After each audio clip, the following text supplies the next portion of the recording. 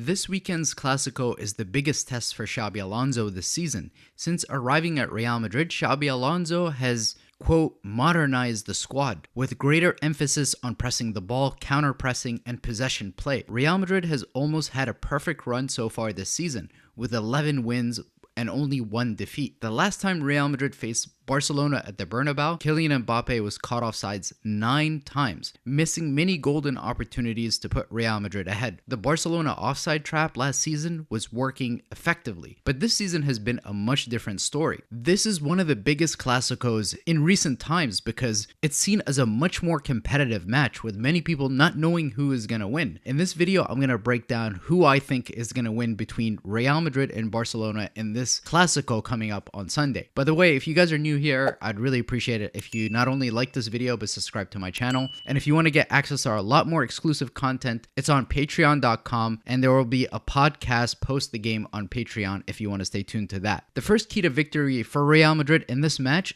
is not to put too much emphasis on pressing the ball. One of the things that Barcelona is really good at is punishing teams who look to press them high up the pitch. Barcelona is a team that's really good in terms of building the attack out from the back. And so if you overcommit to pressing the ball, especially using a lot of energy, which means in the second half you're going to be a lot more exhausted, that is something that could work to the detriment of Real Madrid, because although we've seen Real Madrid under Xabi Alonso improve significantly in their pressing of the ball, it's still not something that Real Madrid really should overcommit themselves to. Yes, Real Madrid should be picking their moments to press the ball. Yes, Real Madrid is at home, but when you consider the fact that this is literally Barcelona's bread and butter, and they have the profile players who are so press resistant in those types of situations, and it could really work against you, because the times that Real Madrid has looked vulnerable, even in the last match against Juventus, it was in those transition opportunities where Real Madrid was sometimes overcommitting themselves or having their backline so high up the pitch. So one of the things that Real Madrid needs to do is, yes, try to win the ball high up the pitch if they can, but also be very strategic with how they use their energy and not press the ball too aggressively from their front line. The other key to victory for Real Madrid in this match would be to be very good and quick in their transition opportunities. Because Real Madrid has two of the best attackers in Europe with Kylian Mbappé and Vinicius, and they're without a doubt the two best attackers on the pitch. But getting the ball to them in those transitions very quickly and effectively is going to be the key. And not only the key in helping Real Madrid in those transitions to use the pace of a guy like Kylian Mbappé, but also to beat Barcelona's offside trap, which we've seen Rayo Vallecano do. We saw PSG do it to them in their own ground. We've seen Sevilla do it. Barcelona has looked shaky this season, and a lot of their tougher matches against better opponents, they've struggled, especially defensively. So this is going to be a very competitive match because both defenses have looked shaky. And speaking of defenses, Dani Carvajal, Trent Alexander-Arnold, and Dean Howson are all expected to be fit, with Dean Howson questionably potentially starting this match, but it's very unlikely given the extended period of time that Trent and Dani Carvajal have been out, that they will likely not start this match. But when you consider Barcelona's defense, their best defender left the club to a Saudi team, and since then they've really struggled to find their best form. Their offside trap has not worked as effectively as it did last season, and so the scouting report on Barcelona's offside trap has been studied and effectively countered. But of course, some of these factors change in a big match like the Clásico. And although Barcelona's defenders have not been at their very best this season, their midfield has been pretty good, and they've been effectively creating chances. But you also have to recognize the fact that Barcelona, even in some of the matches where they've won, a lot of those winners have come very late in matches. And so they've sort of struggled to get across the finish line, even in some of their victories. And when you look at Real Madrid, you could say the same. But overall, between the two sides, Real Madrid has looked slightly better than Barcelona, but not by miles. And so if you want to look at what are Barcelona's vulnerabilities, it's their fullbacks. Both fullbacks are not at their very best. And so if Real Madrid is going to look to exploit Barcelona, they want to target those two fullbacks. And that's why we may see Kylian Mbappé actually drift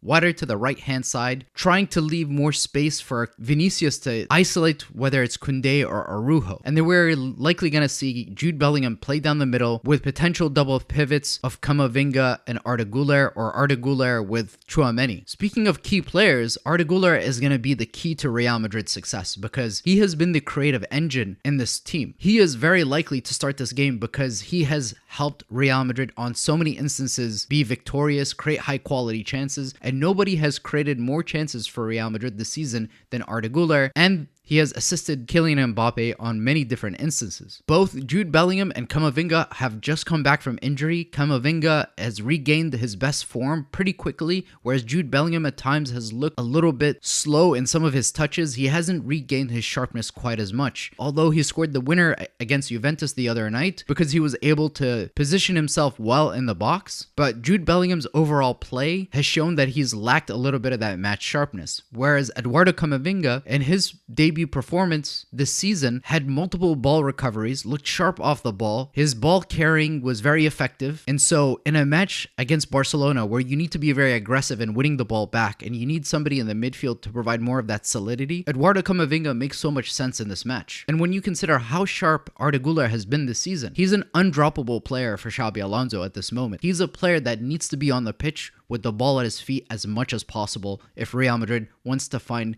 Kylian Mbappé and Vinicius. But there's no question the key player who is expected to have opportunities is Kylian Mbappé. The form that Kylian Mbappé is on right now is truly spectacular. We're potentially looking at a Kylian Mbappé Ballon d'Or season. And so finding Kylian Mbappé in different positions, whether it be in those transitions or just simply in possession, because Kylian Mbappé this season is also scoring bangers from outside the box. And so his danger is not just limited to those transition opportunities. Last season, when Kylian Mbappé was not in very high confidence, he was not timing his runs behind the back line very well, and that's why he was getting caught offside so much. But now Kylian Mbappé understands that 9 role so well. He's timing his runs well. He's taking very few touches, being very decisive in front of goal. And so he's become a huge threat for the opposition. And that's why some people have speculated whether a guy like Franco Mastantuono would start a match like this, because that way Real Madrid could potentially play in a more conventional 4-3-3 system. And Franco Mastantuono is known for putting in a hell of a shift. He puts in a lot of work off the ball. But the truth is, this Barcelona side has shown that they can raise their level when they face Real Madrid.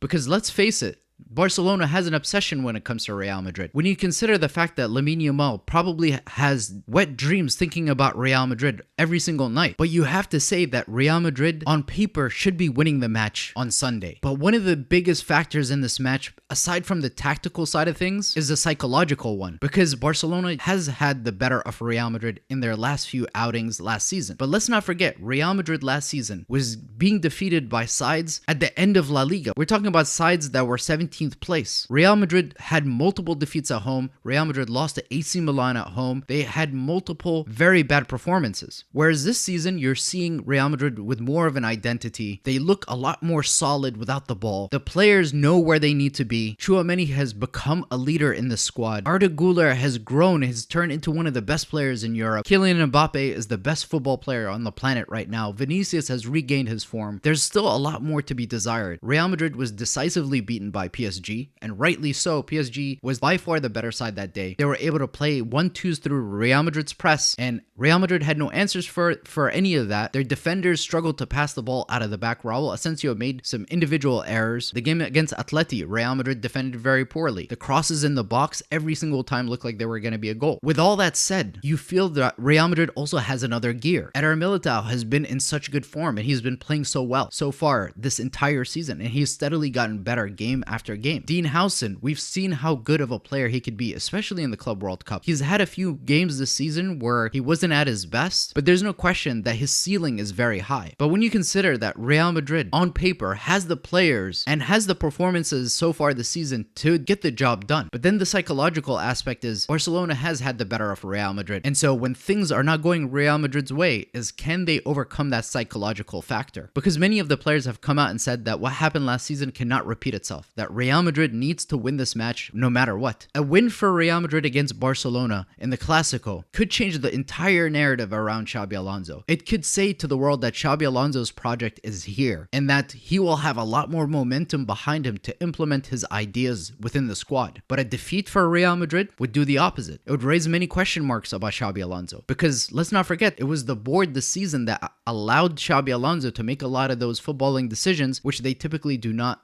allow for a manager to do. For example, Real Madrid pursued and finalized the deal with Dean Howson because of Xabi Alonso's recommendation. Xabi Alonso was also very adamant about Alvaro Carreras, and so they signed him as well. But when you consider that both players had very poor performances against Atleti, and you know that Real Madrid was demolished in both of their tough matches this season, then you know that Xabi Alonso is under a little bit of pressure to get things right. But one of the biggest things that concerns me as a Real Madrid fan in this match is, does Xabi Alonso have a plan B? Is Xabi Alonso prepared to abandon his strategy if it's not working? We know that Xabi Alonso on many different instances has said that he wants Real Madrid to take the initiative, to play on the front foot, to pressure the ball, to win it back, to control possession. But can you play in another way to just get a result? Xabi Alonso played under some of the best managers. And during his time at Real Madrid, Xabi Alonso played under Jose Mourinho, where he played in a double pivot with Sami Khedira. And during that time, Real Madrid sometimes in the Clásicos played in a very pragmatic way, playing very deep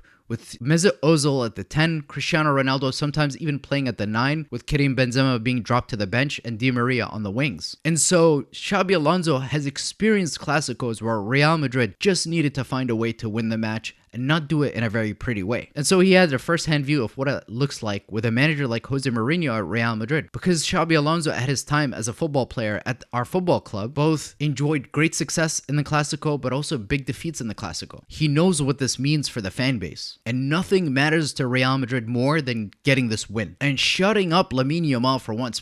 God, shut the hell up, little kid. Every time I put on Instagram and use something, there's a new headline, you're talking, bro. Who raised this little kid, man? This kid's so annoying. I want to slap. That's all I got for this one. Thank you for watching, and Hala Madrid.